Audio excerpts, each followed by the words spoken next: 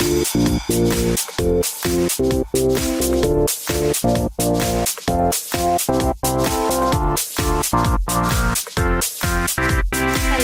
everyone. It's just another day in the life as a military wife, and this is Mother's Day and National Military Spouse Appreciation Day. Yes, that is a bit of a mouthful. I thought it would be nice to touch on some aspects of what it's like as a military spouse. So that was my experience with the content of a little bit of research and well, input from listeners who responded to some questions I had on media. So gonna share those things with you guys, and yeah, as always, I am your host Sam Wolf, and you're listening to Life of a Military Wife.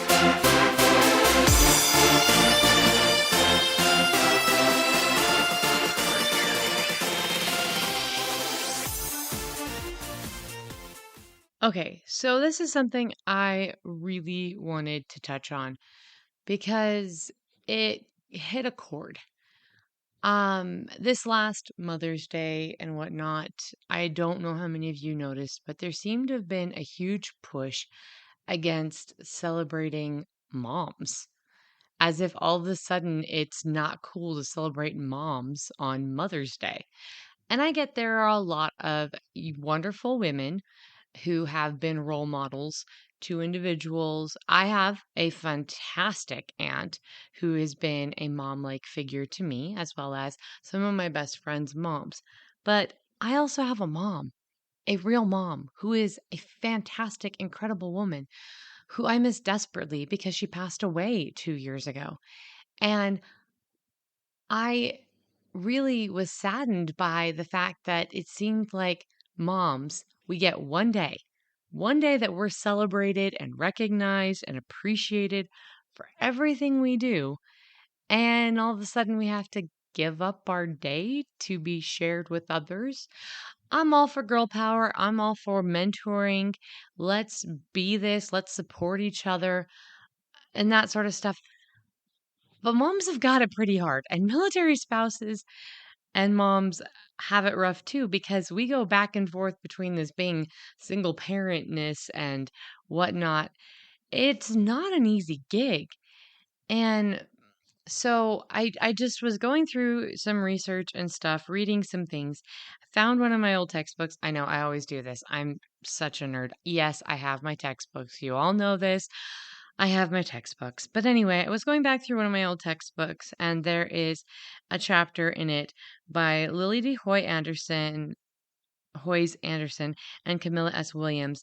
Both of them have their doctorates, one in families and does like family therapy stuff, and that was Anderson, and Williams is a lawyer. Both moms, both professional women, they put together this thing on mothering, and I really loved some of the stuff they brought up. And one of the paragraphs hit home incredibly, and I'm just going to read it to you. It is from Helping and Healing Our Families. If you kind of move my mouth away from the mic, it's Helping and Healing Our Families is the name of the textbook I'm pulling this from. Unfortunately, much of the research on mothering tends to reduce it to a set of tasks connected to the care of children and the home. Similarly, contemporary discourse describes these family responsibilities as a set of mundane chores that undermine the dignity and intelligence of women. As a result, it may appear to some that mothering consists simply of a set of chores that could be performed by anyone equally well. And that is really what I felt this Mother's Day. I felt like that is almost the message I was getting from the universe was that motherhood is really just a whole bunch of stuff and anyone could do it. You're totally replaceable, which is not true. And I love how then they go on to explain that the core of motherhood is nurturing. And then they define what nurturing is. And they state nurturing is attachment, warmth, support, recognizing the individuality of each child and attending to that child's needs. And motherhood is such a unique and powerful role. I there's this dichotomy in the universe, and I feel like there's a huge push in this generation, like, let's be real about how hard and gross and icky motherhood can be. And you know what? It's not glamorous, and it is not for the faint of heart. There is all sorts of bodily fluids you have to deal with as a mother, but that is not what it is to be a mother. That is what we do because we are a mother and because we love our children. We deal with the icky and the bodily fluids and all the ness that happens to our bodies. And again, this comes from a place of total sincerity. I know what it's like to have a miscarriage and to lose a child. That's hard. And my heart goes out to those women. At the same time, I have grown 4 human beings in my body and pushed them out of said body.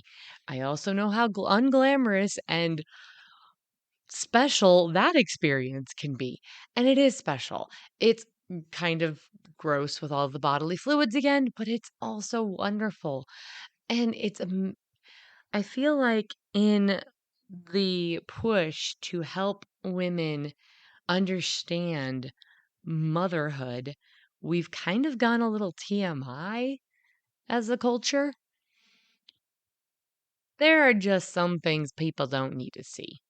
We all know that there are issues, there's ness that happens to our bodies, and that's fine. And we should be open and honest while talking to our daughters and other younger women who are looking to us as mentors in the process of becoming mothers themselves so that they know what they're getting into. But we don't need to post it on social media. We don't. And we don't need to mental health is a huge thing. Postpartum depression is a thing. I have dealt with postpartum. It's a thing. But at the same time, it's also, let's put on our big girl pants, let's find some resources, let's reach out there, let's adapt, there's ways to handle these things with dignity and grace. And we can do that as women. I know we can. Part of it is also supporting each other and not judging each other. I feel like when I first became a mom 10 years ago, it was everyone was ripping each other apart because of this, that, or the other thing. Like, oh, you don't breastfeed, you're a terrible mother. Oh, you work, you're a terrible mother. Oh, you don't baby wear, you're a terrible. Like, you know what? Let's all just chill.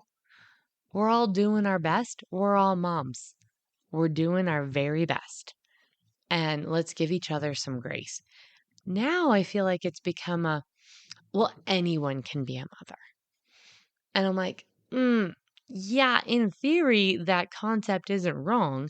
Any woman, technically, in theory, has the biology to be a mother. Yes. But that doesn't mean anyone can be my kid's mother. No, I'm my kid's mother. I'm their mother. And it's my role and responsibility. It's what I wanted. So anyway, all of that kind of ties right into where I'm heading with this. I feel like sometimes we focus too much on all of the otherness with motherhood, all of the chores and the unglamorness and the bodily fluids and the late nights I wanted to instead reach out and find out from some other military spouses why they wanted to become and chose to become mothers and what are some of their favorite things. What are some things that make it meaningful for them? So that said, here this is the exact quote of questions I posed to them. Why did you want to be a mother and what are some of the meaningful things to you about the experience of motherhood, your favorite parts of being a mother? And I had 3 listeners in particular respond back, and I wanted to share what they had to say. The first is Kylie. She said, I had blessings promised to me that I'd be a mother, and I was raised to be a mother. I love how motherhood pushes me to explore more. I have learned about anatomy, a subject I never really cared about before having kids, negotiations, being organized, and how to rely on the Lord. I love the little fingers that reach out for me for hugs, the gummy smiles and wobbly steps. I also love being able to share my hobbies with my kids. I always have someone I always have someone um up for watching a Disney movie, playing a board game, or going for a walk. My greatest joy has been seeing my kids grow and learn about Jesus. The next one is Amber. So Amber says, I wanted to be a mother because I loved being a part of a big family growing up. Oldest of eight, six brothers, and a special needs sister. It always felt like we had a good thing going for us, a place to belong and learn all the important things about life and the gospel. I think also my extended family relationships that were really close made me want to also have kids so that my siblings' kids would have cousins to keep the party rolling. My experience with motherhood is meaningful to me in that it is a huge part of my identity. Even as a youth, I knew my children were watching me and my example.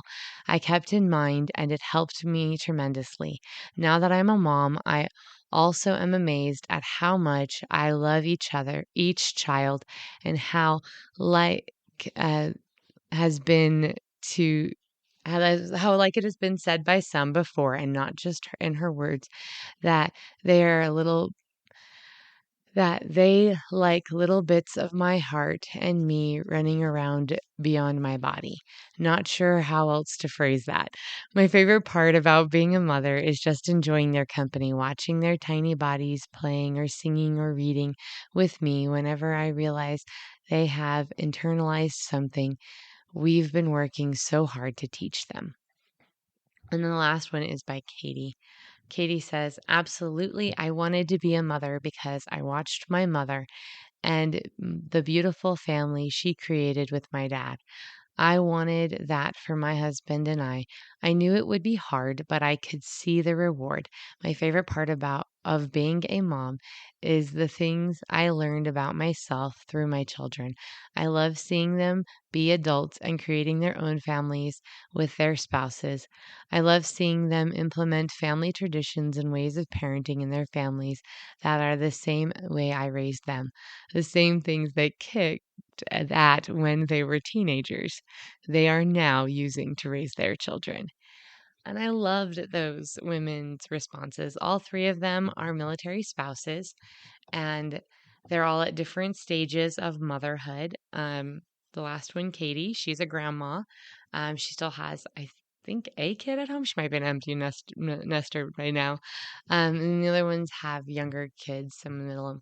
They all came from different size families and different types of families, but they wanted to do it because they wanted to be a mom. They wanted that opportunity to love and nurture and care for their children. And that is such an amazing calling. The next generation of leaders wouldn't be alive if it wasn't for mothers. Every single person on this planet is here because of a mother. Whether they have a good relationship or with their mother, or their mother is still around, or their mother has passed away, every single one of us has had a mother in our lives at one point or another. And I am in particularly very grateful for my mother and her example. She did not have it easy. She had a really rough time, and she kept going. And she just, I loved, there was a poem I found, and I wish I had a copy of it now. I gave it to my mom, and I've never found a copy of it since, but I gave it to her for Mother's Day. And it basically said, to my not so perfect mom, and it pointed how I've seen you fall down, I've seen you make mistakes, I've seen you say I'm sorry, and all of those sorts of things, all of the things that we very humanly do as people. And but it said, "By being a not so perfect mom, you've been the perfect mom for me." And that's exactly how I felt. My mom was not perfect. She made mistakes. She had to say sorry. She had to pick herself up. She had bad days, but I learned from that. And I saw a example of somebody who was willing to admit their humanity but always wanted to strive to be better. And that is something I hope I'm passing on to my daughters, is that desire to admit that you are human but have the desire to improve. And I have to say straight up, motherhood is probably the hardest career I could have ever tackled.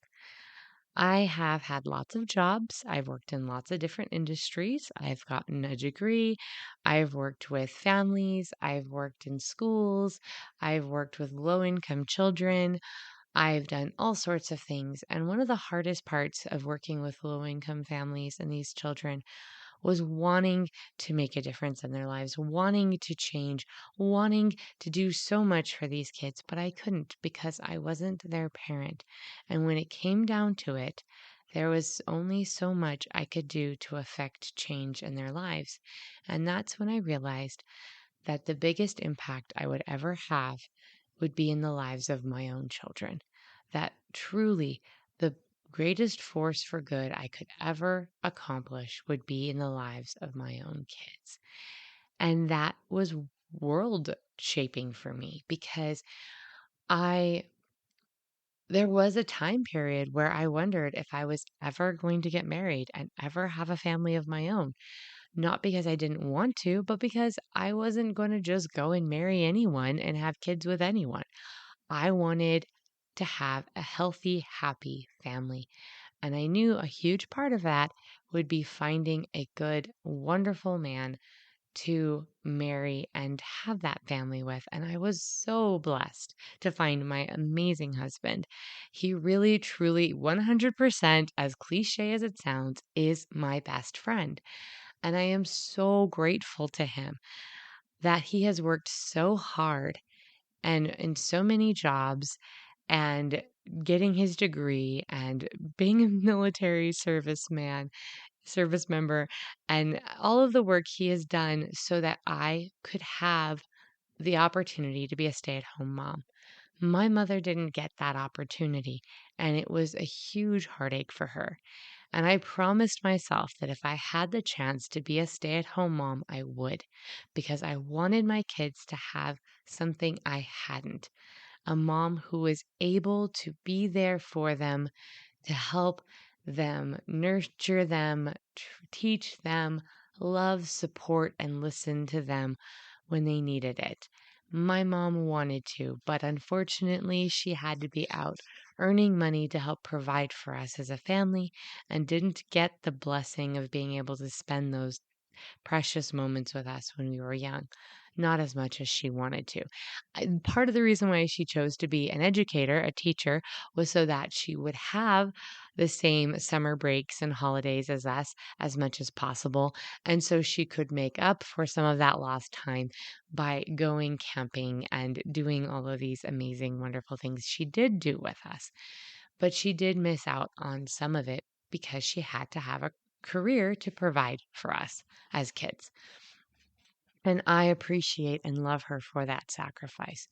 But yeah, there were times I just wished my mom could do my hair before school or play Barbies with me or just simple things like that. And she wasn't able to.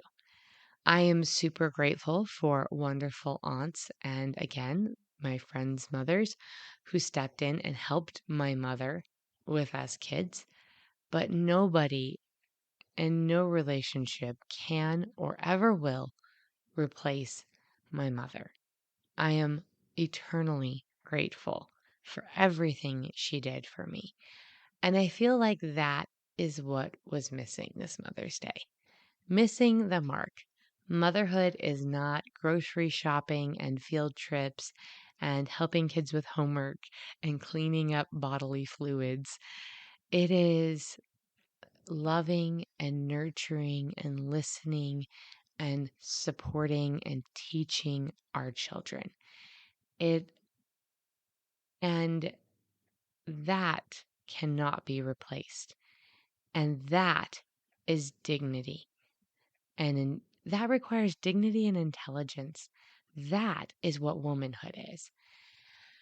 So, that's my little public service announcement on motherhood. But these are things that have been weighing on my heart for quite a while now. Ever since I found out about our little wonderful bonus baby, our wonderful little cuteness. And it was a really overwhelming experience to find out I was expecting again, partly because I had been told by doctors and I'd had so many miscarriages that it wouldn't be possible. And if I had another kid, there would be all sorts of complications. But little cuteness is with me right now. She's right here. Yeah, you want to tell stories? But cuteness came and she is healthy, and we are all so happy to have baby cuteness in our family. And no, it's not easy. Being a mother is not easy. It is not glamorous, but it is worth it. And like I said, this is the best career I could have ever chosen. I don't regret anything I have had to sacrifice. There's not a thing in the world I would trade for my children. They are the most important thing. And I'm so grateful for them. Yeah, I'm grateful for you, baby cuteness. She's looking up at me with her beautiful little eyes and making all sorts of noises. So that's where I'm going to end it for today. I have several more interviews all coming up. We've got some collabs coming up. I'm working on some other fun projects for y'all. And hopefully, come fall, I will have figured out the new rhythm of my life with little wonderful baby cuteness, and we will have our webinar again. So I look forward to all of that with you guys.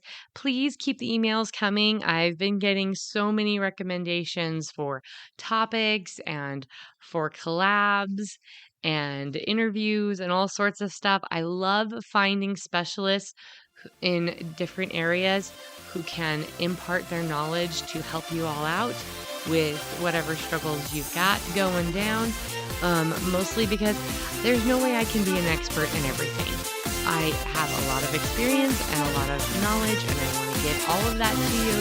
But if I can find people who have got an area of expertise and are more proficient in than I am, I want to hook you up with those people so that y'all can